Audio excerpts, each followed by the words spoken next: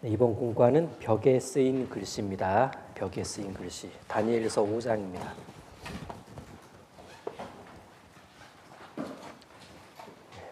다니엘 5장.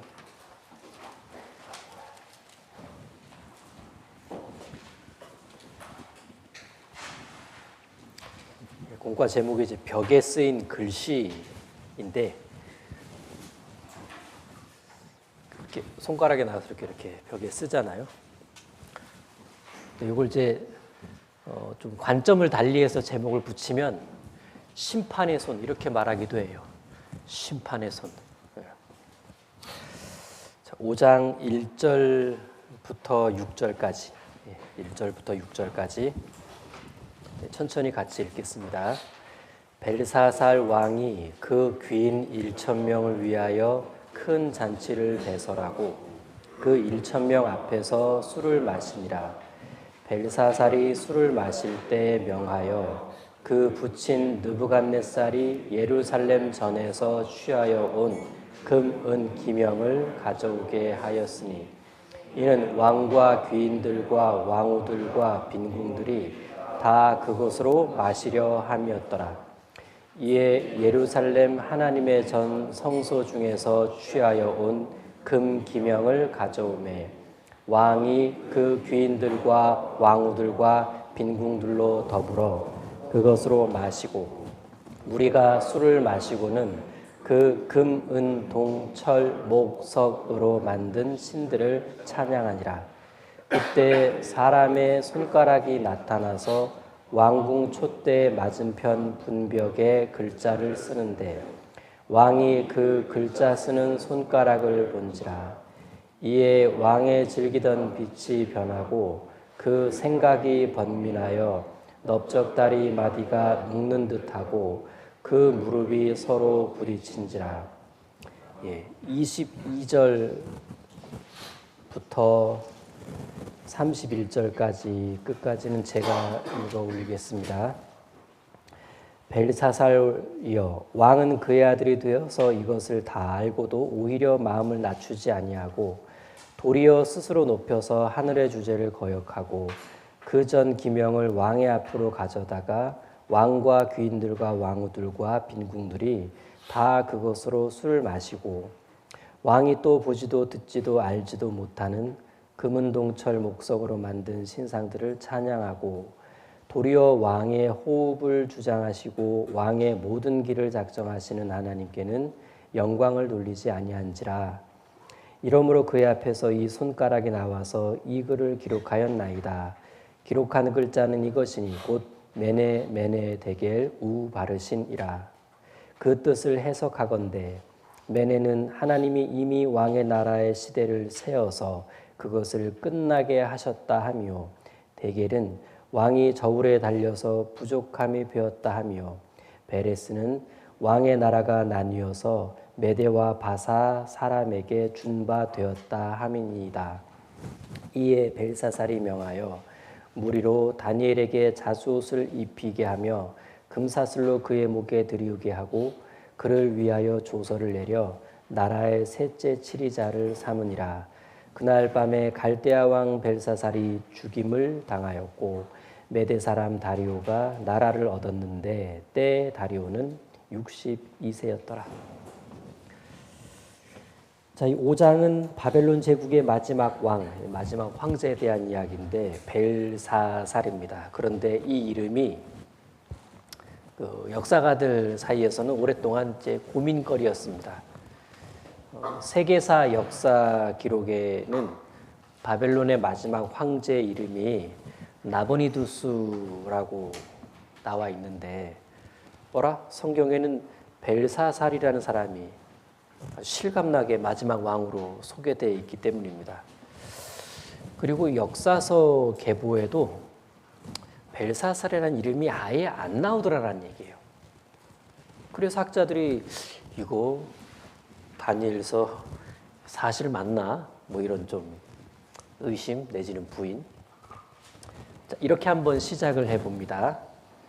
요 앞장, 4장 앞장, 5장 앞장, 4장까지 등장했던 왕이 느부갓네살 왕인데 느부갓네살이 이제 죽었습니다. 그러자 그의 아들이 왕위에 올랐어요. 그리고 이 왕의 이름이 실제 열왕기 하 마지막에 등장합니다.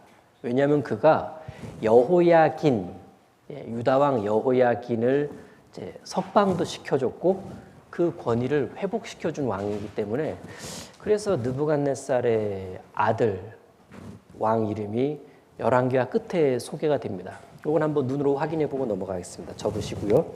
열왕기하 25장입니다. 열왕기하 25장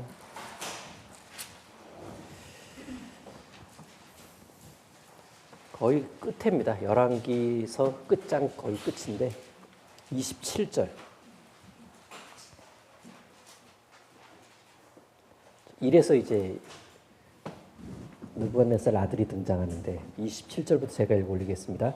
유다왕 여호야긴이 사로잡혀간 지 37년 곧 바벨론 왕 에윌무로닥의 즉위한 원년 12월 27일에 요 에윌무로닥이 느부갓네살의 아들입니다. 자, 이가 유다왕 여호야긴을 옥에서 내어놓아 그 머리를 들게 하고 선이 말하고 그 위를 바벨론의 저와 함께 있는 모든 왕의 위보다 높이고 그 죄수의 의복을 바꾸게 하고 그 일평생을 항상 왕의 앞에서 먹게 하였고 저의 쓸 것을 날마다 왕에게서 받는 정수가 있어서 종신토록 끊이지 아니하였더라. 절망 중에 한 줄기 소망의 빛을 소개하고 있기 때문에 이제 이렇게 해준 요 왕의 이름이 소개가 돼 있는데 그가 느부갓네살의 이제 아들입니다. 자, 다시 다니엘서 5장에 돌아오면은, 그런데 요 느부갓네살의 아들 에윌무로닥은 얼마 못 가서 매형한테 살해됩니다. 매형 조심하셔야 돼요. 매형한테 살해당합니다. 자, 그리고 그 매형이 이제 왕위에 오릅니다. 그러니까 느부갓네살의 사위가 왕이 된 건데 그가 이제 제법 15년을 통치합니다. 그러다가 이제는 그 사위, 그러니까 그의 이제 아들이 왕을 물려받아요. 그런데 참 이게 역사에서 피는 돌고 도는 법. 이 처남을 죽여서 왕이 되고 자기 아들한테 왕위를 물려주긴 했는데, 이렇게 왕이 된 이 아들은요, 느부갓네살의 또 다른 사위의 지지자들에 의해 살해당합니다.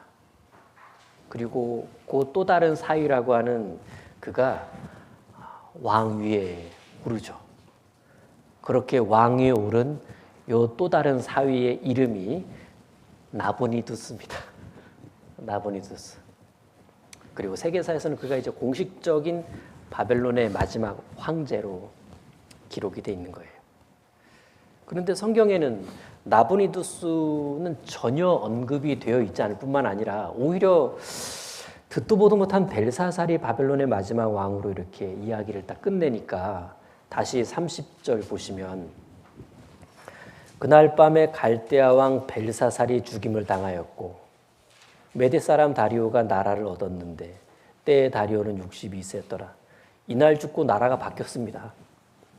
자, 이런 의문 속에서 마침내 1854년 고고학자들에 의해서 그 유명한 나보니두스 실린더가 발견이 됩니다. 그 실린더의 내용을 들여다보니까 나보니두스와 함께 바벨론을 공동 섭정한 왕이 있었으니 그의 이름이 벨사살이라고 다 실린더에 나와 있는 거예요. 야, 그 나보니두스의 아들이었던 겁니다. 벨사살은. 그러니까 정식 왕은 나보니두스였기 때문에 왕의 이름을 공식적으로 올리는 곳에는 다 나보니두스죠. 자, 정식 왕이었기 때문에 그가 나라의 첫째가 되는 거죠. 아들 벨사살은 섭정 왕이니까 둘째가 되는 겁니다. 그래서 벨사살이 입에서 딱 튀어나온 말이 뭐냐면 저 벽의 글씨를 해석할 줄 아는 사람에게는 셋째 자리를 주겠다. 왜? 자기는 둘째니까. 아버지는 첫째고. 셋째 치리자로 해주겠다는 얘기예요. 그래서 이제 셋째라고 말한 거고, 이 섭정 왕을 둔 나보니두스는 원정을 거기 나가 있었다고 합니다. 그리고 정복 지역을 이제 안정화시키기 위해 주로 이제 거기를 이제 다스렸죠. 그러니까 수도인 이 중요한 바벨론은 믿을 만한 사람한테 맡길 수밖에 없었는데 아들 벨사살이었던 겁니다. 그런데 지금 이 바벨론이 메데바사의 연합군에 의해서 지금 멸망당하기 직전에 이 상황에 이미 이 나보니두스는 바벨론에 돌아와 있었다고 해요. 하지만 실제 바벨론 통치권은 그냥 하던 대로 아들 벨사살에게 맡겨두고 있었던 상태였습니다. 그래서 역사서에는 공식적인 왕이었던 나보니두스가 바벨론의 마지막 왕으로 기록이 되어 있는 거고, 성경에는 실제 통치권을 행사하고 있던 벨사살이 마지막 왕으로 기록되어 있는 겁니다. 여하튼 이 역사적 관점으로 보더라도 이 성경은 꾸며진 이야기가 아니라 야 이거 기가 막히게 정교하게 사실이네. 뭐 성경의 무호성을 한 번 더 이제 좀 생각하게 하죠. 이런 부분들은 이렇게 좀 역사 좋아하는 분들 이렇게 전도 상담할 때 참 좀 매력적인 어떤 주제죠. 예. 여기 5장, 우리 지금 5장이 본문인데 5장을 읽다 보면 좀 이런 의아한 부분으로 관찰 질문 하나를 던질 수가 있습니다. 지금 벨사살이 큰 잔치를 벌이고 있던 이 시기는 지금 요 바벨론 제국이 신흥 강자 그 고레스, 신흥 강자였던 그 고레스에 의해서 계속 연거푸 패전하고 있던 상황이었대요. 그리고 그 고레스가 지금요 수도인 바벨론 성까지 밀고 들어와 있는 상황입니다. 그래서 성을 쫙 포위하고 있었어요, 고레스가. 그럼 여러분이 바벨론 성 안에 있으면 지금 잔치할 때예요. 계속 밀려가지고 연패하다가 성 안에 이제 모여 있는데, 그러면 이게 지금 잔치할 때냐라는 얘기죠. 무슨 정신으로 이렇게 했을까? 배경을 알게 되면 되게 궁금해져요. 왜 잔치하냐? 벨사살이 보란듯이 잔치를 한 이유가 있었더라. 일단 바벨론 성의 위대함을 좀 이렇게 더 드러내고 싶었는데, 바벨론 제국에 대한 뭐 다큐 같은 거나 이런 영상들 보면 와, 그 성 어마어마하죠. 네. 사중성벽으로 둘러 있었다고 합니다. 사중성벽. 그러니까 그 말은 물리적으로는 뚫을 수 있는 성은 아니라는 얘기예요. 당시 어떤 무기로도. 또 성 주변엔 적이 아예 근접조차 못하도록 깊게 못을 파가지고 물을 쫙 흐르게 하는 해자가 있었는데 되게 넓게 있었습니다. 또 식민지가 워낙 많았기 때문에 식민지로부터 막 이렇게 좋은 것들을 이제 먹을 것부터 해가지고 가득 잔뜩 갖고 와가지고 성 안에다가 엄청 이제 쌓아놓는데 평소에. 그래서 성이 포위됐다? 그럼 그날로 딱 시작해가지고 10년이 지나도 너끈히 버틸 수 있는 그런 재고량이 이제 있었다고 합니다. 그러니까 이제 성 안에 가만히만 있어도 성 밖에 포위해온 군사들이 막 해도 눈독만 들이다가 돌아갈 수밖에 없는 상황이라는 얘기예요. 왜냐하면 10년 내내 포위할 수는 없잖아요. 자기 나라는 어떡하고. 군대도 유지되기 어려워요. 10년 포위하면 계속 물자를 대야 되는데 10년 동안 그 군수 물자를 정말 자연스럽게 된다? 아이고, 뭐 그런 전쟁은 글쎄 본 적도 없는데. 그리고 잔치를 그 어느 때보다 크게 벌인 이유는 고레스한테 그 계속해서 이제 패했던 그 바벨론 제국과 함께하는 인접 귀족들이 다 바벨론 성으로 이제 그 도망온 거예요. 피해 온 겁니다. 그래서 벨사살은요, 그들을 이제 위로해주고 용기를 북돋아주고, 여러분 걱정하지 마십시오. 이 안에 있으면 안전합니다. 얼마나 이 성이 대단한 성인지 아십니까? 여러분 마음 푹 놓으십시오. 여러분 그냥 즐기세요. 해서 승리를 확신시켜주기 위해 그 어느 때보다도 큰 잔치를 벌인 겁니다. 뭐 이렇게 뭐 황제의 대범함, 그런 어떤 능력 과시, 뭐 계속 뭐 외쳤을 거고 막 현수막 걸려 있었을 거예요. 바벨론은 위대하다, 바벨론은 영원하리라, 뭐 이런 식으로 그런 식의 축제를 벌이고 있었는데 실상은 풍전등화와 같은 운명이었다. 왜요? 고레스가 바벨론 성의 약점을 알고 있었어요. 약점을 알고 있었습니다. 자, 그럼 또 다른 관찰 질문. 이렇게 축제가 한창 벌어지고 있었는데 이 잔치를 하나님이 그냥 간과하지 않으세요. 하나님은 왜 이 잔치 현장에 개입하게 되시는 걸까? 그 이유는 이들이 그냥 잔치를 벌인 게 아니라 예루살렘에 있던 성전 기명들을 가지고 오락용 도구로 사용하고 있었어요. 잔치를 벌이면서 하나님의 성전에서 그 빼갖고 온 뭐 금기명 이런 거에다가 이제 술을 부어가지고 먹자 마시자 한 겁니다. 거기서 가지고 온 금은 동 뭐 이런 걸로 우상도 만들었는데 그걸 또 찬양하고 있네. 성전 기명에다가 술 받아 먹으면서 성전 기명들 녹여서 만든 우상을 찬양하고 선을 넘은 거예요. 네, 선을 좀 많이 넘은 겁니다.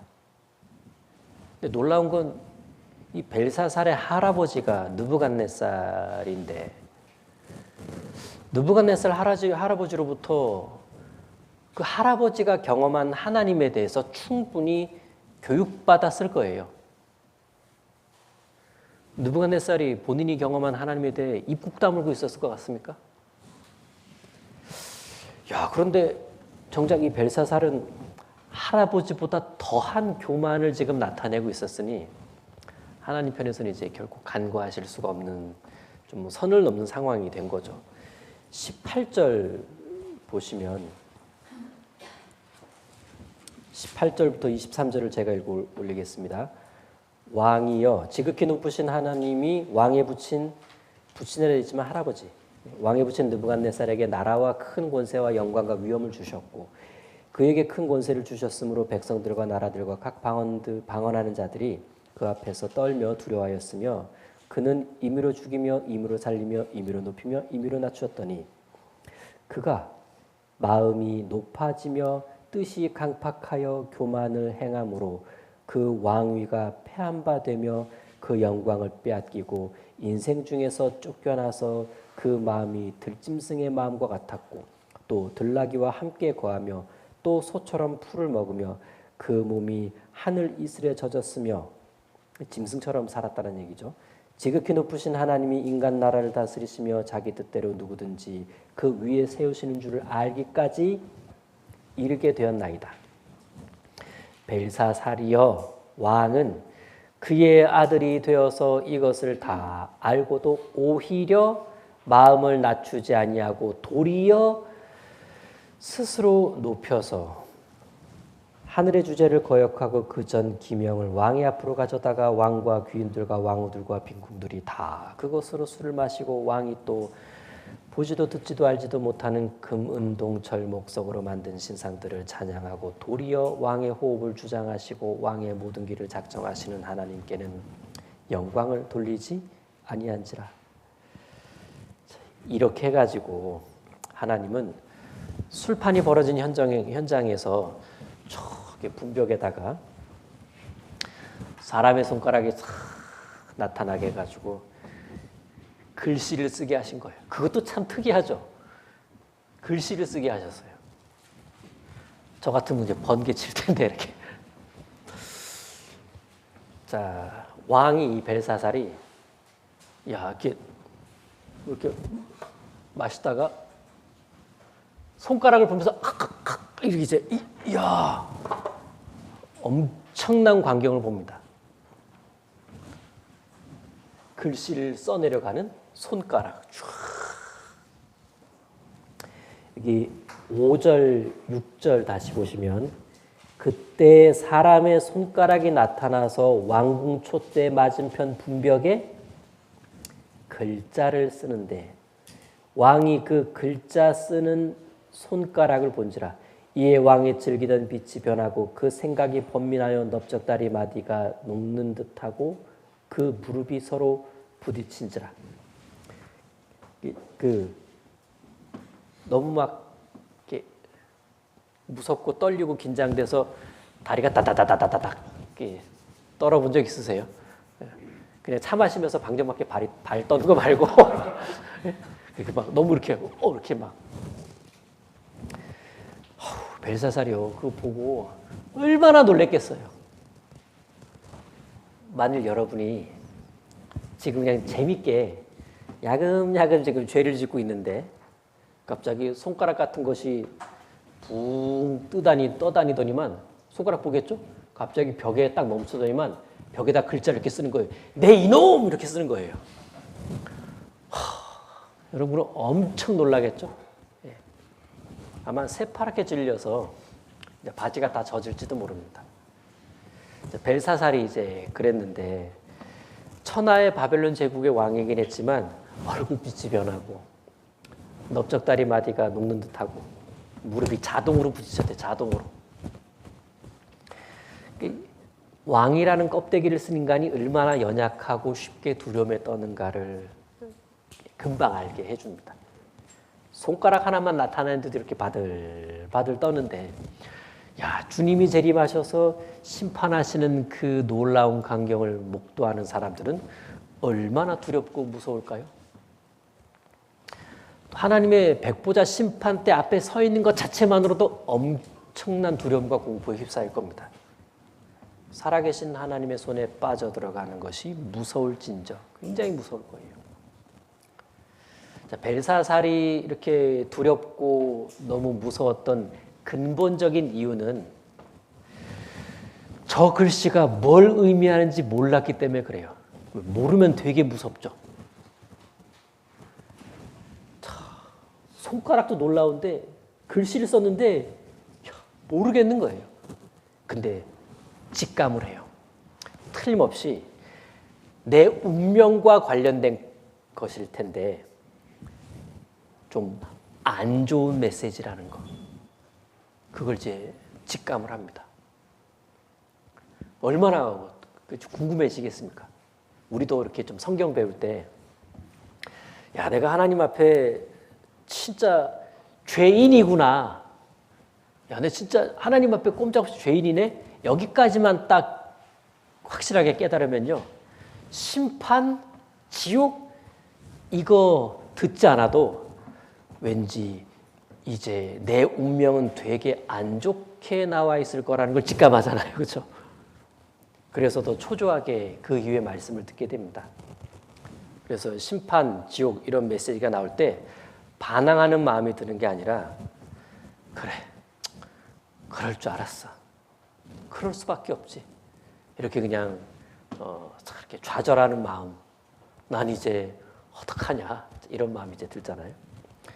자, 벨사살이 신의 손이 나타나서 자기한테 보라고 메시지를 남겼을 때 자기 운명에 대한 거라는 걸 이제 알았고 그래서 빨리 서둘러 알아보고 싶어 했습니다.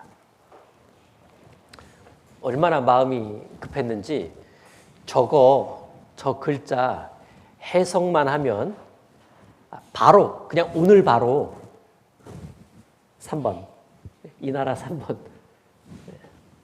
셋째 치리자 되게 해주겠다고 선포한 겁니다. 근데 문제는 아무도 풀 수가 없었다는 얘기예요. 당연하죠.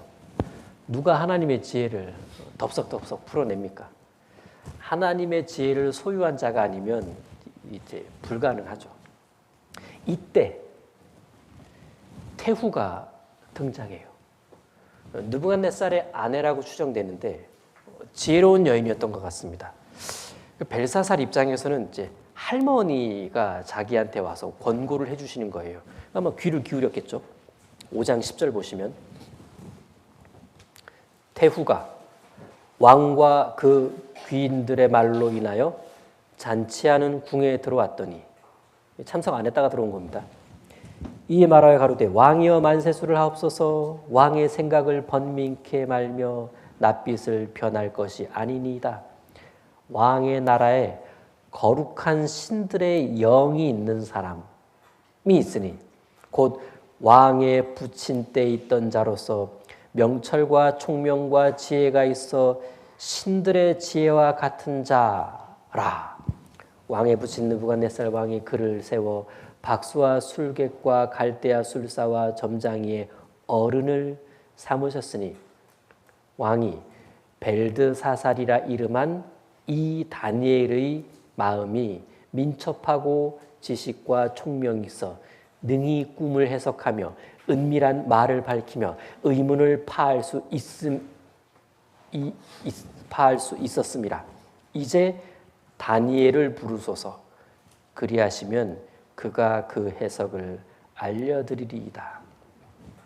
이렇게 해가지고 다니엘과 벨사살이 연결됩니다. 부름을 받습니다. 다니엘이 요 연회장에 도착해서 벽에 쓰인 글씨를 딱 보니까 이게 보자마자 읽혀지는 거예요. 읽자마자 바로 뜻을 알아버리는 겁니다. 참 이게 뭐 대단한 게 아니고 누가 여러분들에게 이렇게 구약 성경에 뭐 이렇게 물어보면 우리가 맨날 전도 집회 때 들었던 거 있잖아요.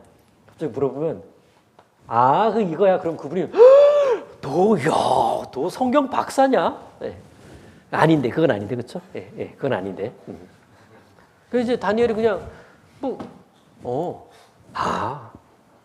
금방. 야, 그렇게 해석이 되자마자 거침없이 벨사살을 책망합니다. 왜 당신은 할아버지 느부갓네살의 교훈을 업신여기고 이토록 교만하게 사는 거냐고. 그게 아까 읽었던 18절 이후 쭉 이제 내용입니다. 자, 그렇게 막 왕한테 이제 막 이렇게 타타타 이렇게 할 말 따닥 한 다음에 그럼 이제 풀어드리겠다고 글씨를 이제 풉니다. 22절, 25절. 기록한 글자는 이것이니 곧 메네 데겔 우 바르신. 우하고 띄어서 바르신인 게 더 좋습니다. 우 바르신이라. 자, 그 뜻을 해석하건대 메네는 하나님이 이미 왕의 나라의 시대를 세워서 그것을 끝나게 하셨다며. 자, 이거 단어 뜻을 설명한 게 아니라 그 단어 뜻을 정확하게 풀어준 겁니다. 해석을 해준 거예요. 그러니까 이 단어와 이 단어의 의미를 현재 왕의 상황에다 적용시켜줘서 완벽하게 풀어준 겁니다. 27절 데겔은 왕이 저울에 달려서 부족함이 배었다 하며 베레스는 왕의 나라가 나뉘어서 메대와 바사 사람에게 준 바 되었다 함이니라. 야, 망설임 없이 뜸들이지 않고 그냥 딱 단어 자체는요. 메네는 세어보다라는 뜻이에요. 단어 뜻 자체는 데겔은 달아보다라는 뜻입니다. 메네, 메네, 셌다. 메네, 또 셌다. 대결, 따라봤다. 그 다음, 우바르시는 조각내다라는 뜻입니다. 뭐, 빻아서 조각내든, 뭐 찢어서 조각내든, 찢어서 조각내다에 좀 더 가깝다고는 하는데, 하여튼 조각내버린 겁니다. 근데 여기 28절에는 베레스라고 했는데 우바르신을 수동태로 바꾼 표현이라고 합니다. 그러니까 우바르신이 이렇게 조각나다 뭐 이런 뜻이라 그러면 베레스는 조각나게 해버리다 뭐 수동태로 그러는데 이제 메네메네 되게 우바르신 세어보고 달아보니 조각이 나겠구나 이렇게 딱 쓴 거예요. 흥미로운 사실은요. 이 메네메네 데겔 우바르시는 아람어예요. 아람어입니다. 무슨 말이죠? 이 바벨론 당시의 공용어예요. 그러면 이 메네메네 데겔 우바르신이 정상적으로 기록되었다면 그 연회장에 있던 사람들 다 읽어요. 왜? 지금 사용하고 있는 말이니까. 야, 다 읽을 수 있는 글자인데 왜 못 읽었을까?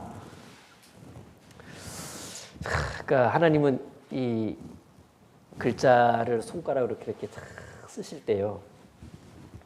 틀림없이 이게 아람어를 쓰시는데 당시 사람들이 알아볼 수 없는 어떤 형태로 기록을 하셨다는 얘기예요. 어떤 식인지 우리가 몰라요. 그래서 아람어임에도 불구하고 바벨론의 학자들조차 이 글자를 읽어내지를 못합니다. 이상하게 까막눈이었던 거예요. 하지만 다니엘은 하나님의 지혜가 있는 사람이었기 때문에 글자 정확하게 읽어나갑니다. 참 뭐 비슷한 예를 들자면 똑같은 한글 성경 보는데 이 영원한 속죄가 눈에 들어오는 사람이 있고 뭔 말인지 모르고 그냥 좋은 거겠구나 하고 넘어가는 사람이 있고 성령의 조명을 통해서만 깨달을 수 있는 이 성경 말씀. 우리가 같은 성경 보는데 왜 이걸 못 읽냐? 안 읽히냐? 못 알아듣냐? 사도 바울도요. 이 세상의 지혜로는 결코 하나님을 알지 못한다라고 단정했어요. 뭐 그런 맥락에서 보자면 아람어이긴 했지만 읽어낼 수 없는 아람어. 그런데 하나님의 지혜로 읽으면 그 아람어가 정확히 무슨 뜻인지까지 따다다닥 읽어내려가는 그런 참 좀 신기한. 자, 다시 메네 데겔 우바르신 세어보고 달아보니 조각이 나겠구나. 여기서 흥미로운 사실은 메네를 2번 반복하셨다는 얘기입니다. 메네.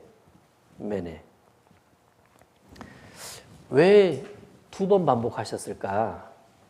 하나님께서 이 바벨론 제국과 이 왕의 통치에 대해서 그냥 얼추 한 번만 계산해 보신 건 아니란 얘기예요. 거듭 계산해 보신 겁니다. 즉 하나님이 심판에 대한 결정을 내릴 때에는 굉장히 신중하시다는 얘기예요. 그래서 이 바벨론 나라를 조각내가지고 쪼개가지고 메데바사에게 넘겨주기로 결정하신 이 과정에서는요. 하나님께서 굉장히 거듭된 정확한 계산에 근거한 거였다. 거듭 계산하시면서 얼마나 마음이 짠하셨겠습니까? 이어지는 말씀을 보면 26절 다시 보시면 그 뜻을 해석하건대 메네 뜻 자체는 세어본다라 그랬는데 자, 메네는 하나님이 이미 왕의 나라의 시대를 세워서 그것을 끝나게 하셨다며. 야, 이게 참 메네에 쓴데 세워봤다를 바로 왕과 바벨론을 연결시켜서 그 자리에서 즉시 풀어낼 수 있냐. 와, 자, 잠언 한 구절을 딱 가지고 누구랑 교제하는데 잠언 한 구절을 딱 가지고 이 한 구절을 당장의 지금의 우리 가정과 나와 우리 주변의 상황을 이 구절로 풀어가지고 쫙 말해줄 수 있냐. 쉽진 않아요. 굉장히 그 하나님의 어떤 통찰력으로 이렇게 풀어내는데 능숙해져 있지 않으면, 그리고 이렇게 굉장히 경건한 삶으로 유지되어 가고 있지 않으면 그게 안 되잖아요. 그렇죠? 야, 다니엘이요. 바로 세워보다라는 그 메네를 가지고 이건 하나님이 이미 왕의 나라의 시대를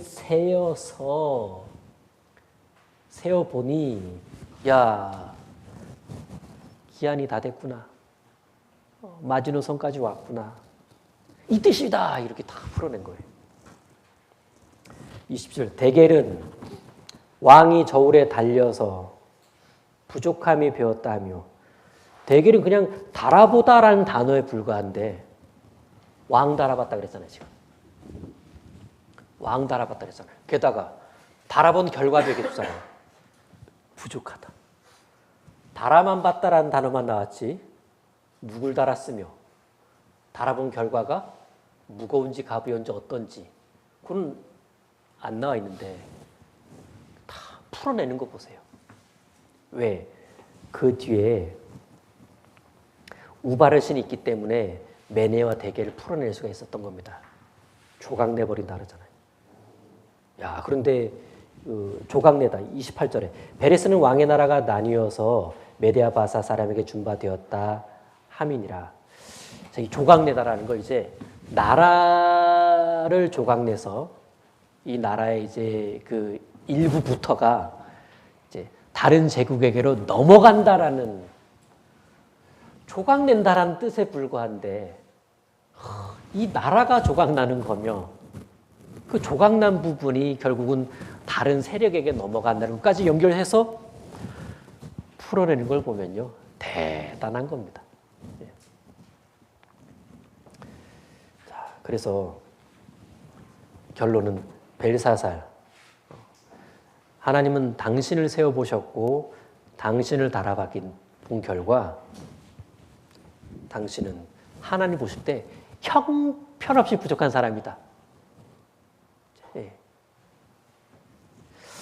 이걸 이제 벨사살에게 실감나게 탁 교훈해 준 겁니다. 하나님은 각 사람을 세워보시죠. 또 달아보시기도 합니다. 데겔, 저울처럼 정확히 달아보시는 분이 하나님이시다. 위선인지 아닌지도 달아보시고 외식인지 아닌지도 달아보시고 형식인지 아닌지 달아보시고 저게 사랑인지 아닌지도 달아보십니다. 거짓인지 아니신지도 하나님은 달아보시죠. 정확히 달아보시니까 사무엘상 2장 3절 말씀처럼 여호와는 지식의 하나님이시라 행동을 달아보시느니라. 내 신앙생활도 달아보시죠. 봉사도 달아볼 거예요. 매 주일도 달아보시겠죠. 분반도 통째로 달아보시기도 할 겁니다. 무엇보다 내 믿음을 늘 달아보실 것 같아요. 사람들은 하루에 여러 번 자기 몸무게를 달아보기도 합니다. 일어나자마자 화장실 갔다 와서 아침밥 먹고 나서 퇴근하고 나서 또는 저녁 먹고 나서. 왜 달아보는 걸까요? 치밀하게 자기 몸을 관리하려고 그러는 거예요. 그래서 합당한 육체를 유지한다나? 아무튼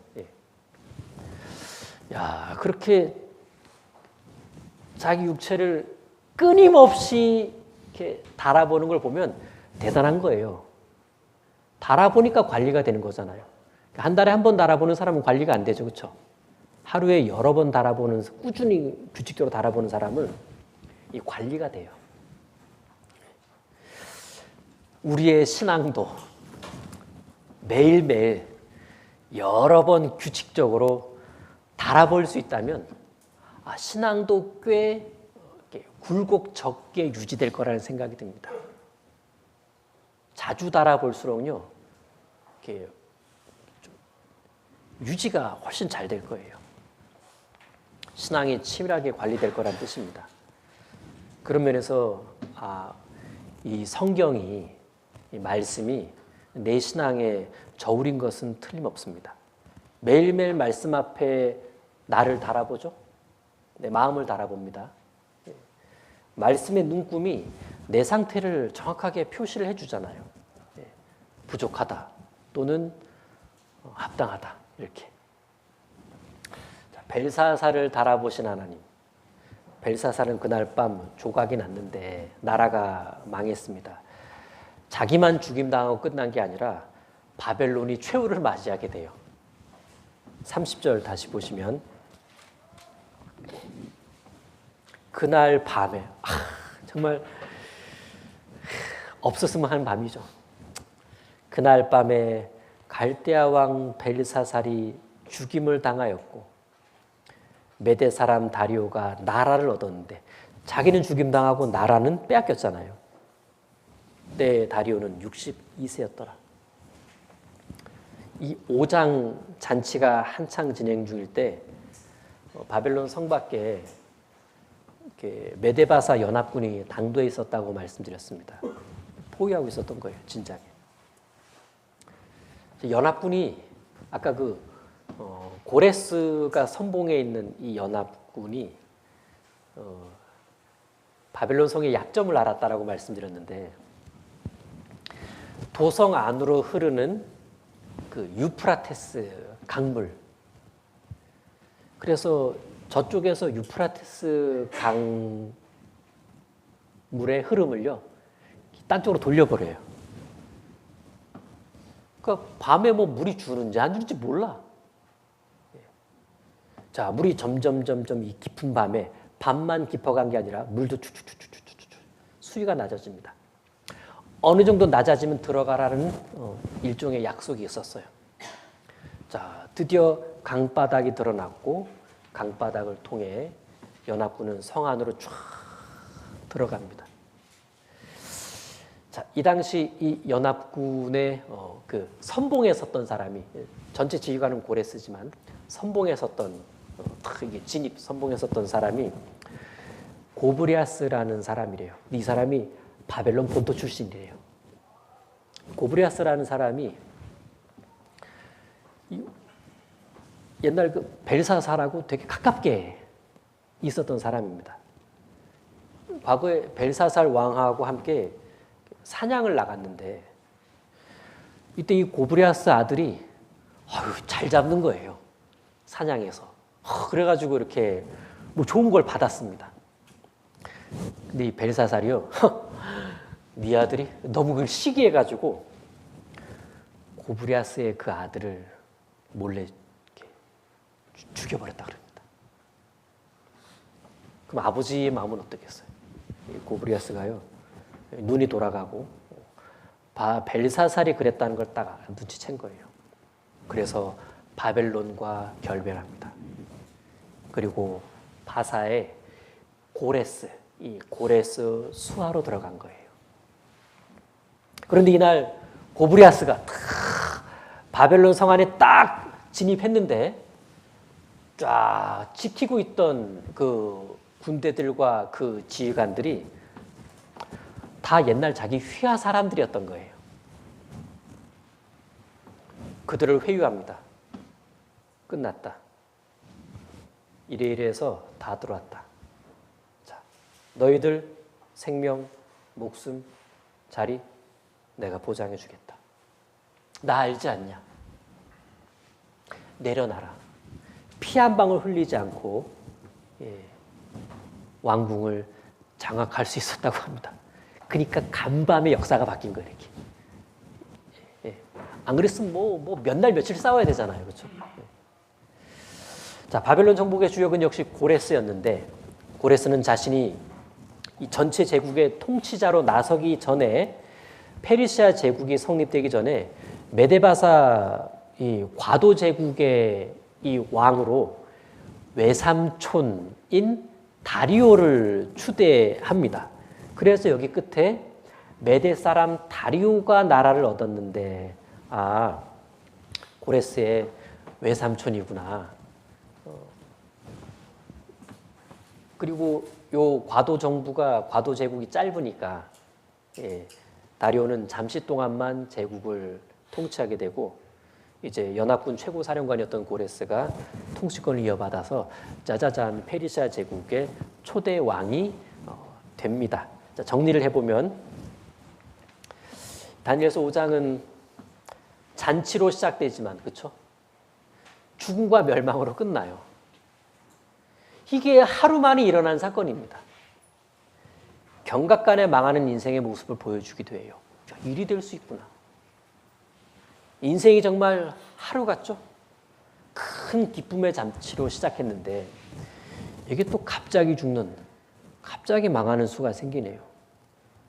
다니엘서 5장은 사실 모든 사람들의 하루 같은 인생을 묘사해 주기도 합니다. 영원할 것만 같았던 이 바벨론 제국, 이 왕국은 속절없이 멸망합니다. 심판을 받은 겁니다. 바벨론의 멸망은 장차 도래할 세상의 멸망에 대한 그림자가 되기도 해요. 세상은 결코 영원하지를 못하죠. 기다리고 있는 건 맹렬한 심판뿐입니다. 마지막 때로 갈수록 죄가 더 충만해지니까 다가오는 심판의 어떤 그 다가가는 속도는 빨라질 거고, 그래서 하루속히 모든 인생들에게는 이제 구원의 기회가 제공돼야 되고, 하루라도 빨리 사람들이 심판을 피해 예수님 안으로 들어와야 됩니다. 그래서 우리는 어떻게든지 간에 누구에게든지 간에 임박한 진노의 심판 앞에 있는 이 세대들에게 복음을 서둘러 전해줄 수밖에 없다. 이런 좀 교훈을 받아봅니다. 기도하고 마치겠습니다.